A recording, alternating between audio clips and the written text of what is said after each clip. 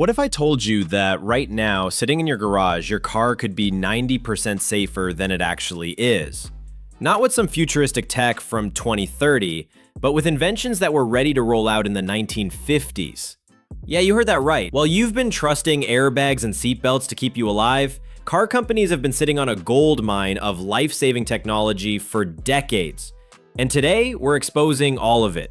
Buckle up, pun absolutely intended, because we're about to dive into 10 pieces of forgotten car safety tech that could have prevented thousands of deaths, but were buried deeper than your motivation to go to the gym on January 2nd. The airbag seatbelt. Let's start with something that'll blow your mind harder than, well, an airbag.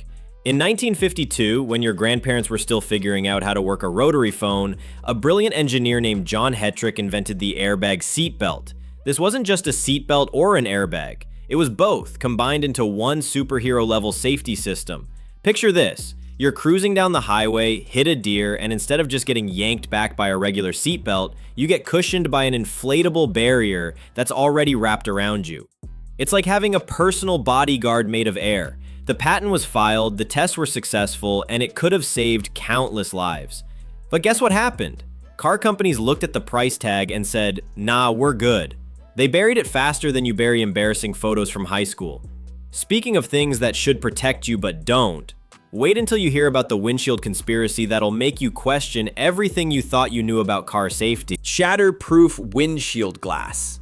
Here's a fun fact that'll ruin your day. Every time you drive, you're basically sitting behind a glorified glass bomb. But it didn't have to be this way. In the 1930s, yeah, the 1930s, engineers developed windshield glass that would crack like a spider web instead of exploding into 1,000 face-shredding projectiles. This wasn't some theoretical lab experiment. This was tested, proven, and ready for mass production. The glass would hold together when it broke, kind of like how your life holds together on Monday mornings. Barely, but it works. The cost difference? Maybe $5 per car. $5. That's less than a fancy coffee drink. But automakers said, nope, too expensive, and went back to installing what was essentially edible glass in every vehicle. If you think that's infuriating, wait until you discover the Tesla-level tech that Volvo invented in the 1970s, and then promptly pretended it never happened.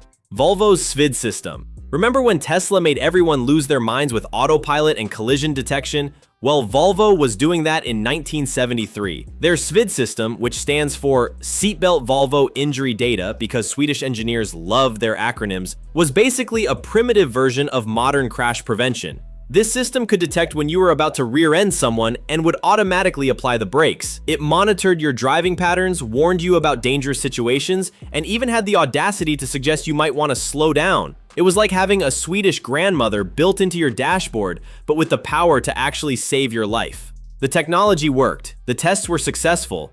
It could have prevented thousands of rear-end collisions, but there was one tiny problem: lack of commercial interest. Translation, nobody wanted to pay for it because accidents were just part of driving, like flat tires and getting cut off by BMW drivers. But Volvo wasn't the only company playing hide-and-seek with life-saving tech. General Motors had their own secret weapon that makes today's black boxes look like Fisher-Price toys. GM's Advanced Black Box Recorder. In the 1980s, while everyone was busy with mullets and disco, General Motors quietly developed a black box system that would make modern car computers weep with envy. This wasn't just, oh, we crashed, let's see what happened. This was a full-blown driving behavior monitoring system. It tracked everything: your speed, your braking patterns, how aggressively you turned corners, even how often you exceeded the speed limit. Imagine having a device that could warn you, hey, you drive like you're auditioning for Fast and Furious, maybe chill out before you become a statistic. The system could identify dangerous driving habits and alert drivers before they became pancakes on the highway. It was like having a personal driving coach that actually cared about keeping you alive. But GM looked at this revolutionary technology and thought, you know what? This might make us liable if someone crashes and we have data proving they were driving recklessly. So they buried it deeper than your high school yearbook photos. Speaking of buried treasures, wait until you hear about the pedestrian safety feature that Europe got, but America? Well, America got screwed over, again. Pop-up pedestrian safety hoods. Picture this: you're walking down the street, minding your own business, when suddenly a car appears out of nowhere. In most countries, you're about to become a very flat statistic. But in some European models, the car's hood literally pops up to create a cushion between you and the hard engine block underneath. This pop-up hood technology was developed in the 1990s and has been proven to reduce fatal head injuries by up to 40%. That's like having a superhero cape for pedestrians, except it's built into the car. The system uses sensors to detect when a pedestrian impact is about to occur and instantly raises the rear of the hood by several inches. It's like the car is saying, "Oh crap, I'm about to hit someone, let me at least try to make this less fatal." European cars have had this technology for years, but in America, we're still driving around with hoods that are basically medieval battering rams. Why? Because our safety regulations move slower than a DMV line on a Monday morning. But if you think slow-moving regulations are frustrating, wait until you discover the safety feature that was literally outlawed because it worked too well. The banned bumper system. In the 1970s, the federal government mandated that cars needed bumpers that could withstand 5 miles per hour impacts without damage. Sounds reasonable, right? Well, some manufacturers went above and beyond and created bumpers that could handle 15 miles per hour crashes with barely a scratch. These weren't just bumpers, they were like fortress walls for your car. They had hydraulic systems, shock absorbers, and engineering that would make a bridge designer jealous. Fender benders became a thing of the past. But here's where it gets spicy. The insurance companies and auto repair shops started panicking. If cars stopped getting damaged in minor accidents, how would they make money? It's like if Band-Aids suddenly made cuts heal instantly. Great for us, terrible for the Band-Aid business. So what happened? The regulations were quietly changed to make these super bumpers illegal. They were too effective and disrupted the automotive ecosystem. Because God forbid we have cars that don't crumple like aluminum foil when you sneeze on them. If you're starting to sense a pattern here, you're not wrong. But wait until you hear about the tire technology that could have prevented blowouts entirely and why it's sitting in a patent graveyard. Self-sealing tires. Imagine never having to worry about getting a flat tire again. No more changing tires on the side of the highway at 2 a.m. No more calling roadside assistance because you ran over a nail. This technology existed in the 1940s. Self-sealing tires had a special inner lining that would automatically seal small punctures. Hit a nail, the tire fixes itself. Run over broken glass? No problem. It was like having Wolverine's healing factor, but for rubber. The military used these extensively during World War II, and they worked flawlessly. Soldiers could drive over battlefields littered with shrapnel and keep rolling. But when the war ended, tire companies looked at this technology and realized something horrifying. If tires never went flat, people would buy fewer tires. So they buried the technology and went back to selling tires that fail spectacularly whenever they encounter a sharp object.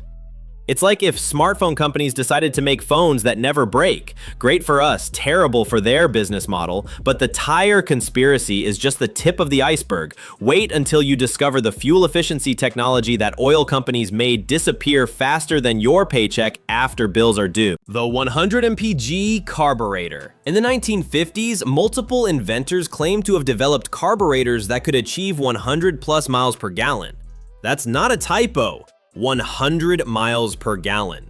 Your current car probably gets around 25 to 30 mpg, which suddenly seems as efficient as a coal-powered locomotive. Charles Nelson Pogue, Tom Ogle, and several other inventors demonstrated vehicles that could travel incredible distances on minimal fuel. The technology involved better fuel vaporization and more efficient combustion, basically making your engine sip gas instead of chugging it like a frat boy at a kegger. The demonstrations were public, the results were verified, and the potential for revolutionizing transportation was enormous. But here's the kicker. Every single one of these inventors either mysteriously died, had their patents bought and buried, or simply disappeared from public view. Oil companies weren't about to let some genius inventor destroy their business model.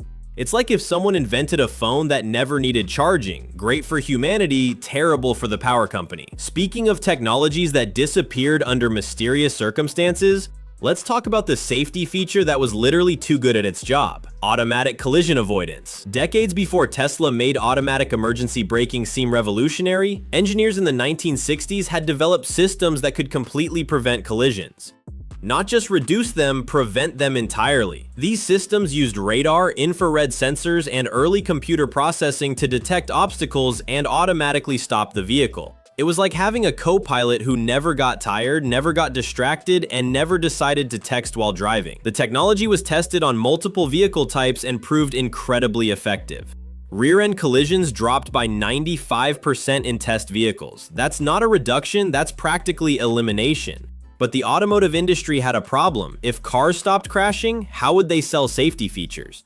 It's like if soap companies invented soap that made you permanently clean. Great for hygiene, terrible for repeat customers. So the technology was shelved and we went back to the honor system of hoping everyone pays attention while operating 2-ton death machines at highway speeds. For our final revelation, let's discuss the most infuriating buried technology of all. The one that could have made drunk driving physically impossible. The drunk driving prevention system. In the 1970s, engineers developed a system that could detect driver intoxication and prevent the car from starting. This wasn't some futuristic breathalyzer. This was a comprehensive system that monitored reaction times, eye movement, and coordination. The driver would perform simple tasks before starting the car, like following a moving light with their eyes or pressing buttons in sequence. If the system detected impairment, the car wouldn't start. It was like having a designated driver built into every vehicle. The technology was tested extensively and proved nearly 100% effective at preventing intoxicated driving. Drunk driving deaths could have been virtually eliminated overnight, but the alcohol industry, insurance companies, and even some law enforcement agencies pushed back.